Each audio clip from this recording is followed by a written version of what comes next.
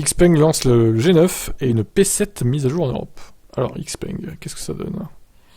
Alors les tableaux, moi j'aime bien, 4,88 de long, c'est gros, hein. 1m90 de large, quasiment, 1m45 de haut. Donc il y a la P7 propulsion et 4 roues motrices, comme vous voyez. 440 litres de coffre, c'est tout. Vu la taille, c'est pas énorme, hein, de la voiture. 276 chevaux la version propulsion et 4 roues motrices, 473. L'autonomie, 530 la propulsion, 470 pour la 4 roues motrices, forcément. Il y a toujours moins d'autonomie quand il y a 4 roues motrices. Alors, par contre, est-ce que c'est du dual TP? Je suis pas sûr de ça, hein. Si, peut-être. Ils ont quand même amélioré de 100 à 175 kW la puissance de charge, ce qui est pas mal. Le tarif de la Xpeng P7 propulsion débute à 49 990 € aux Pays-Bas, soit entre une modèle 3 long range et standard. Ok, bon. Ouais, c'est pas trop mal. Hein. Niveau tarification, c'est plutôt bien positionné. C'est mieux que Waldmeister, là, qu'on a vu tout à l'heure, pour le coup.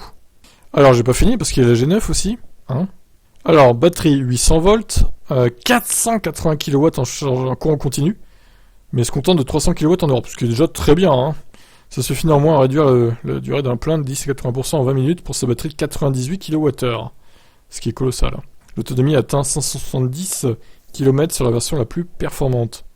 Le G9 est vendu 57 900 € aux Pays-Bas, et pour la version la moins chère est 71 990, soit environ 10 000 € de plus qu'un modèle Y.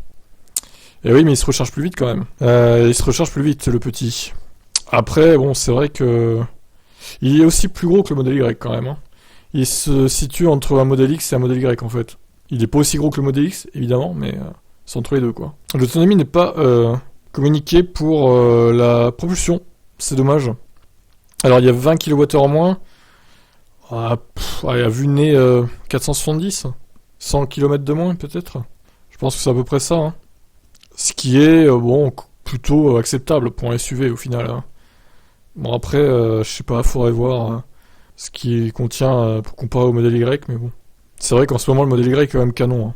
Et surtout que là, 57 900, ça lui donne pas droit à aucun bonus en France.